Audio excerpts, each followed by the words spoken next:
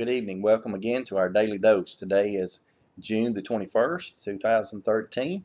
I had the opportunity to go this morning to the doctor once again, as I always get to do several days a week.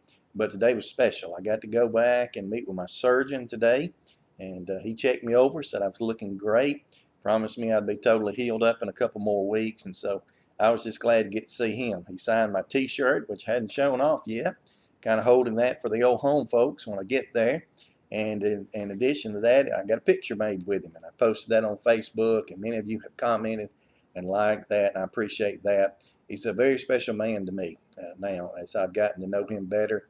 I've had an influence over his life as well as he's had a great influence over mine.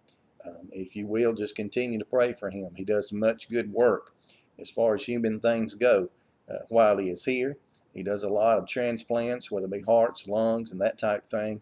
And I think many of you, if you've made your way to UAB before for heart surgery, you probably encountered Dr. McGiffin at some point.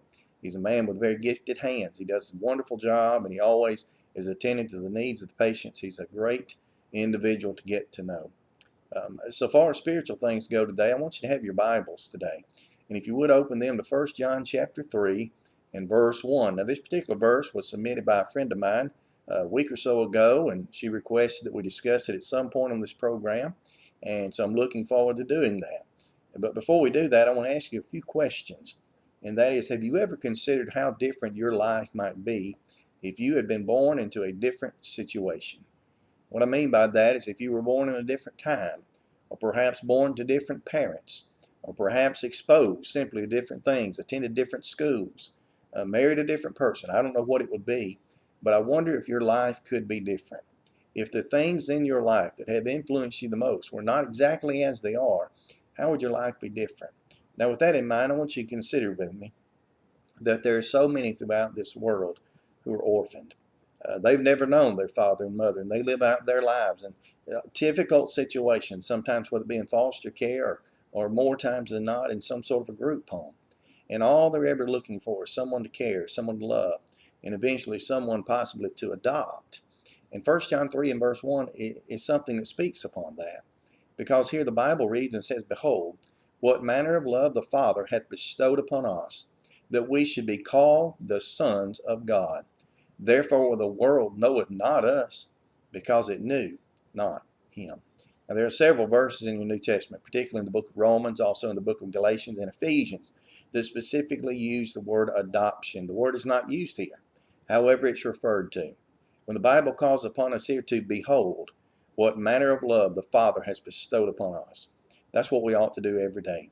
We ought to consider the fact that God has loved us, you and I, so much that if we're but obedient to Him, that He is going to adopt us into His family.